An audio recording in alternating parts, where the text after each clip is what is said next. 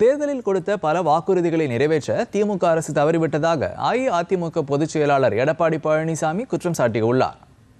கிருஷ்ணகிரியில் அதிமுக வேட்பாளர்களை ஆதரித்து நடைபெற்ற தேர்தல் பரப்புரை கூட்டத்தில் உரையாற்றிய அவர், கடந்த சட்டப்பேரவை தேர்தலில் திமுகவிற்கு மக்கள் வாக்களித்த தவறை தற்போது உணர்ந்துள்ளனர் என்றார். இந்த சட்டப்பேரவை தேர்தலில் அதிமுக தனி பெரும்பான்மையுடன் ஆட்சி அமைக்கும் என்று எடப்பாடி பழனிசாமி நம்பிக்கை தெரிவித்தார்.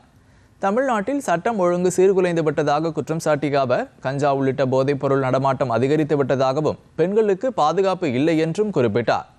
அதிமுக ஆட்சி மீண்டும் மலர்ந்தால் மகளிருக்கு 10,000 ரூபாய் அவரவர் வங்கிக் கணக்கில் வரவு வைக்கப்படும் என்றும் மக்கள் பயன்பெறும் வகையில் 297 தேர்தல் அறிவிப்புகள் வழங்கப்பட்டுள்ளதாகவும் எடப்பாடி பழனிசாமி தெரிவித்தார்.